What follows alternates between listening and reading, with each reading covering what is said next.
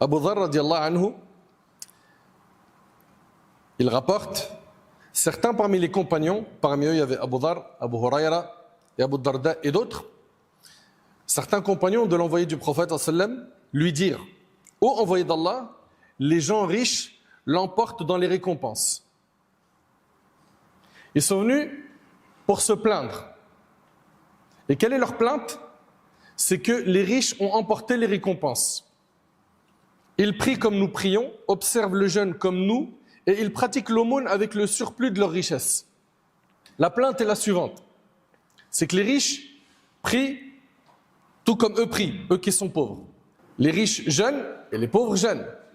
Mais le souci des pauvres, c'est que les riches, eux, ils ont de l'argent avec lequel ils peuvent faire des aumônes. Et eux, ils n'ont pas d'argent pour pouvoir faire d'aumônes. Donc, c'est quelque chose qui a occupé leur esprit au point de venir se plaindre au prophète sallallahu alayhi wa sallam de cette situation.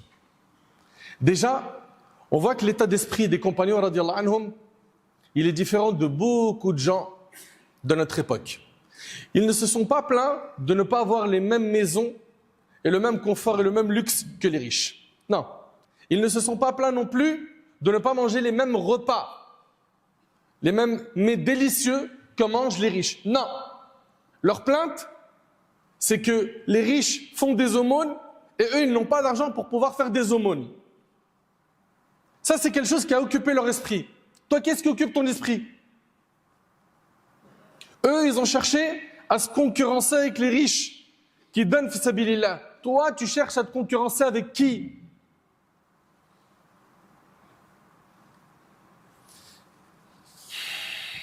Et le prophète sallallahu alayhi wa sallam, il y a plusieurs riwayas de ce hadith, il y a plusieurs versions de ce hadith. Il leur a dit, dans cette version de l'imam Muslim, Allah ne vous a-t-il pas accordé de quoi faire l'aumône? Et il leur a enseigné que dire Subhanallah, c'est une aumône, Allahu Akbar, c'est une aumône, Alhamdulillah, c'est une aumône, La ilaha illallah, c'est une aumône, qu'ordonner le bien, c'est une aumône, interdire le mal, c'est une aumône. Et il leur a même dit que avoir des rapports intimes est une aumône. Ils lui ont demandé: ô messager d'Allah, l'un de nous satisfait son désir charnel et on reçoit une récompense? Il répondit: ne pensez-vous pas que s'il satisfait son désir charnel de façon illicite, cela constituerait pour lui un péché, raison pour laquelle, lorsqu'il le satisfait de façon licite, il en reçoit une récompense. Et le hadith, il est rapporté par Muslim. Donc le prophète sallam, il leur a enseigné qu'en disant Subhanallah, c'est une aumône. Alhamdulillah, c'est une aumône. Allahu Akbar, c'est une aumône. La ilaha illallah, c'est une aumône. Est-ce que ces formules de dhikr, d'évocation, sont des aumônes que pour les compagnons ou pour l'ensemble des musulmans? Pour l'ensemble des musulmans. C'est-à-dire même toi, habitue ta langue à prononcer ces formules. Tu gagnes des récompenses. Dans ce hadith, on voit quoi? Que les pauvres veulent à tout prix gagner les mêmes récompenses que les riches. Il y a donc cette concurrence dans le bien. Nous aujourd'hui, malheureusement, on vit une époque où on voit énormément de concurrence dans des choses qui ne sont pas du tout des priorités, voire même qui sont interdites. On va voir des gens se concurrencer pour avoir le plus d'argent. Et de plus en plus, avec les réseaux sociaux, on voit quoi? Des gens montrer leur téléphone portable, regardez, j'ai gagné combien aujourd'hui? Oui ou non? C'est ce qu'on voit aujourd'hui sur Internet. Des gens qui vont prendre leur téléphone, qui vont le filmer, vont dire: regardez, aujourd'hui, j'ai fait combien? Regardez, j'ai gagné combien? Vous avez vu? Des dizaines de milliers d'euros. L'autre qui va dire: je suis millionnaire alors que j'ai à peine la vingtaine. Et la concurrence, elle est donc dans quoi? Qui va faire le plus d'argent? Ou bien, qui aura la plus belle voiture et le plus beau confort matériel? Certains, leur seul souci dans leur vie, c'est d'être le plus beau, la plus belle. Et toute la journée, ils sont en train de snapper et en train de publier des publications sur les réseaux sociaux pour montrer leur beauté et se concurrencer dans la beauté physique. Ils vont également se concurrencer de qui va faire le mariage le plus beau, le plus élégant, le plus luxueux. Et certains vont se concurrencer dans le haram. Ils vont se concurrencer sur qui fume le plus, qui se drogue le plus, qui boit le plus d'alcool, qui a fait le plus de fornication parmi eux. Qui a forniqué le plus? Ces gens-là parlent de ces péchés-là en se vantant. Moi, j'ai fait tant de péchés. Moi, j'ai fait ceci et cela. Et c'est pas, il le dit dans un petit cercle. Non. sur le net. Ils vont se vanter et se concurrencer dans qui vole le plus, qui joue au plus au paris sportif, qui a eu le meilleur crédit auprès de sa banque. Subhanallah, ils se concurrencent dans le haram. Et les compagnons, radiyallahu anhum, n'avaient rien à voir avec ce monde. Rien à voir. Allah Ta'ala, en parlant des prophètes qui sont nos modèles, nous dit Innahum kanu yusari'una fil khayrat wa yad'unana raghaba wa rahaba wa kanu lana khashi'in. Tous ces prophètes s'empressaient de faire le bien, nous invoquaient par espoir et crainte et faisaient preuve d'humilité devant nous. Les préoccupations des compagnons du prophète sallallahu alayhi wa sallam étaient entièrement tournées vers les œuvres pieuses et les actes d'obéissance.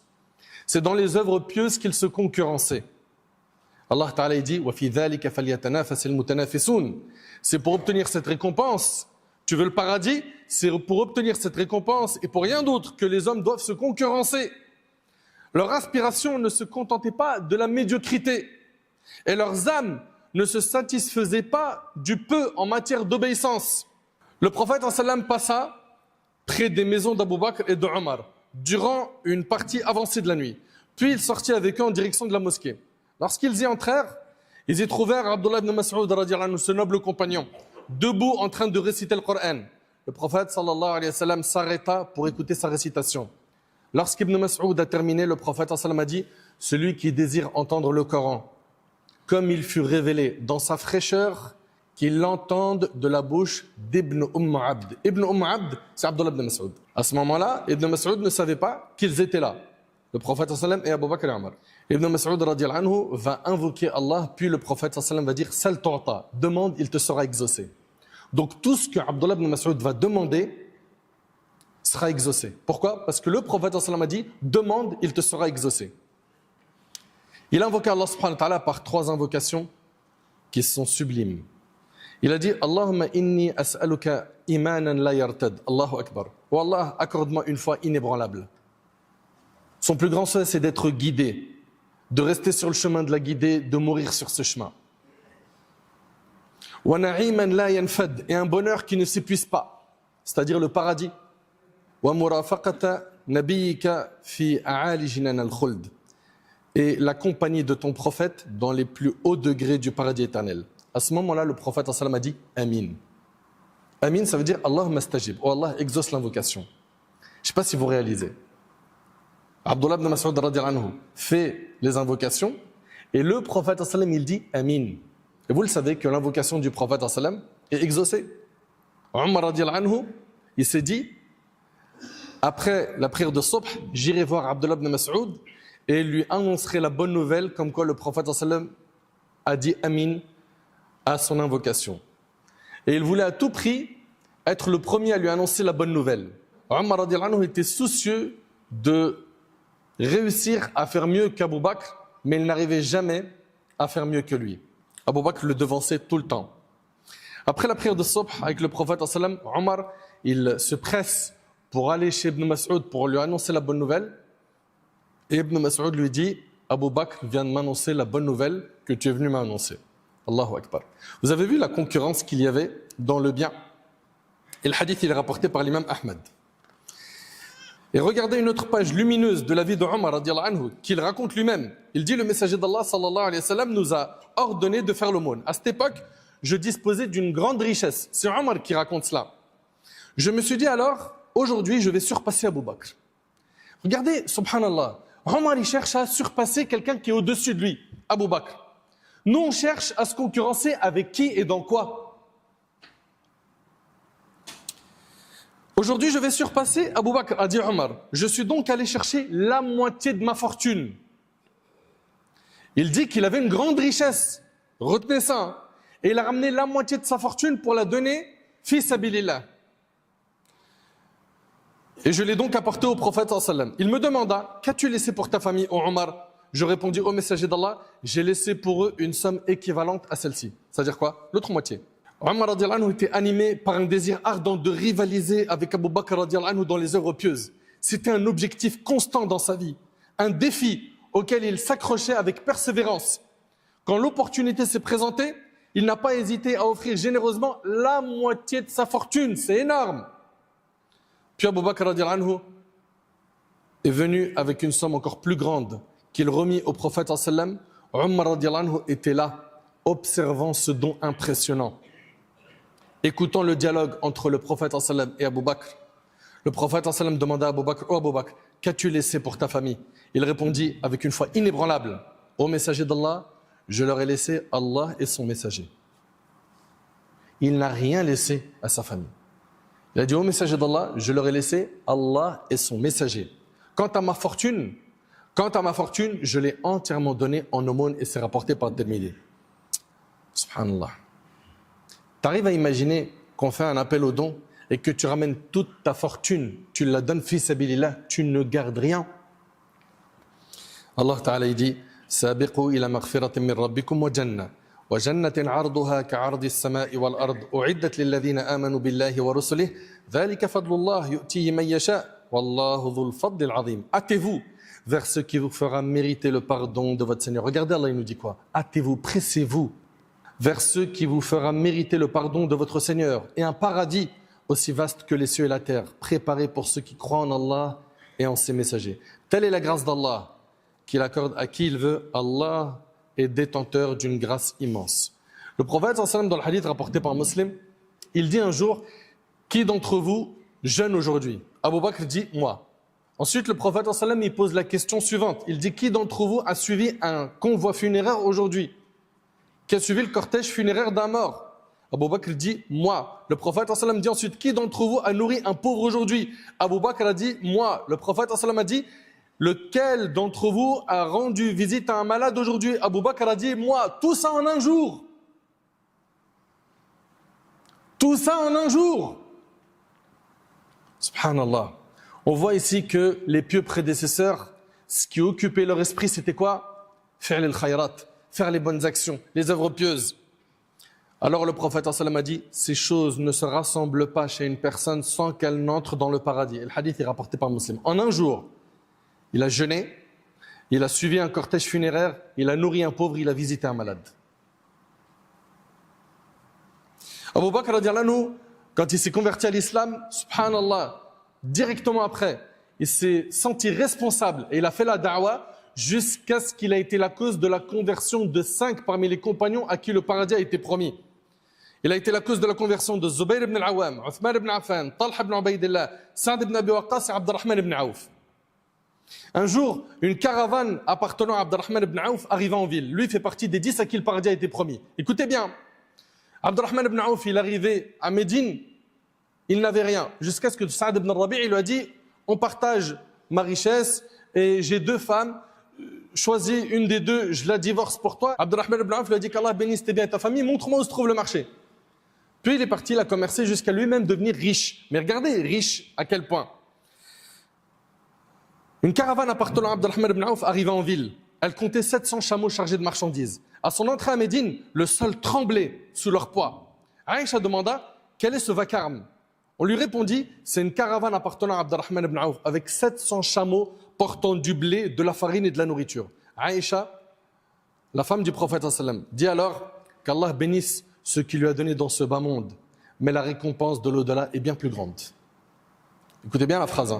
Qu'Allah bénisse ce qu'il lui a donné dans ce bas monde, mais la récompense de l'au-delà est bien plus grande. Avant même que les chameaux ne s'agenouillent, la nouvelle était parvenue à Abdurrahman ibn Auf. Il se précipita chez Aïcha et lui a dit, ô mère des croyants, sois témoin que toute cette caravane avec ses charges, ses selles, tout ce qu'il y a sur elle est donné entièrement fi sabilillah dans le sentier d'Allah. Et il faut savoir qu'à l'époque, quand il y avait un meurtre, le prix du sang c'était 100 chameaux. Ce qui dépasse aujourd'hui 200 000 €. 100 chameaux. Lui, il en a donné 700. Il a donné 700 chameaux avec ce qu'elle porte. Fi sabilillah. Allahu Akbar. Ibn Abbas radiyallahu anhu rapporte, j'ai assisté à la prière de l'Eid avec le prophète sallam. Il pria puis fit un sermon. Ensuite, il se rendit auprès des femmes. Le prophète sallam a exhorté les femmes et les incita à l'aumône. Je les ai vus alors porter la main à leurs oreilles et à leurs cous pour remettre leurs bijoux à Bilal et c'est rapporté par Bukhari et Muslim. Tout de suite, dès qu'il s'agissait du paradis, de faire les bonnes actions, les compagnons, les femmes des compagnons étaient les premiers à répondre à l'appel. Allah Ta'ala il dit وَسَارِعُوا إِلَى مَغْفِرَةٍ مِّن رَبِّكُمْ وَجَنَّةٍ وَجَنَّةٍ عَرْضُهَا السَّمَاوَاتُ وَالْأَرْضُ أُعِدَّتْ لِلْمُتَّقِينَ. Hâtez-vous vers ce qui vous fera mériter le pardon de votre Seigneur et un paradis aussi vaste que les cieux et la terre, préparé pour les pieux. Chers frères et sœurs, les compagnons du prophète sallam ne se précipitaient pas vers les actes d'obéissance et ne rivalisaient pas dans les œuvres pieuses pour obtenir des grades militaires ou des promotions professionnelles. Ils ne cherchaient pas à accrocher des médailles d'or ou d'argent à leur cou. Mais ce qu'ils recherchaient, c'était quoi? Al-Jannah. Le paradis. Allahumma ja'alna min ahli al-Jannah ya Rabb. Cette génération, les pieux prédécesseurs, a accompli de choses grandioses, car ils ont vécu dans la compétition constante dans le bien. Ils se concurrençaient tout le temps dans le bien, dans les dépenses, dans la da'wa, dans la quête du savoir, dans la bienfaisance envers autrui, dans le fait d'ordonner le bien, interdire le mal, dans le jeûne, la prière nocturne et toutes les portes du bien. Chers frères, chères sœurs, si nous voyons ou entendons parler de personnes qui se précipitent pour accomplir les bonnes actions, mais que nous ne ressentons aucun désir en nous d'être comme ces personnes-là, alors cela indique que nous sommes atteints d'une maladie de l'âme dont seul le Seigneur des mondes peut nous guérir. Si tu te sens insensible face à la concurrence des pieux, tu vois des gens donner fsabilillah, tu vois des gens faire des choses exceptionnelles, parrainer des orphelins, construire des mosquées, aider des associations humanitaires, contribuer à propager le bien, la bonne parole autour d'eux. Et toi, ça ne te fait rien. Mais si ça ne te fait rien, sache que ton âme est malade. Soigne-la. Essaye de te rappeler quel péché t'a mis dans cette situation, car c'est l'accumulation des péchés qui t'éloigne du chemin d'Allah. Pense à ces péchés, pense à ta situation et remédie à tout cela. Al-Hassan al-Basri rahimahullah a dit, si tu vois quelqu'un te concurrencer dans les affaires de ce monde, alors concurrence-le toi dans les affaires de l'au-delà. Que ta concurrence soit dans le fait de parrainer des orphelins, aider les pauvres, multiplier les prières, les aumônes, le jeûne, la demande de science, le fait de faire talabul ilm, la satisfaction des parents, ordonner le bien, interdire le mal. Écarte-toi de ceux qui ordonnent le mal et ceux qui se concurrencent dans le mal afin de trouver le salut le jour du jugement. Allah tabarak wa ta'ala nous a envoyé des modèles, les prophètes. Il nous a envoyé des modèles, les pieux prédécesseurs. Suivons ces modèles afin de récolter le succès sur terre et dans l'au-delà. Chers frères, chères sœurs, vous avez entendu beaucoup d'histoires. Maintenant, c'est place à l'action.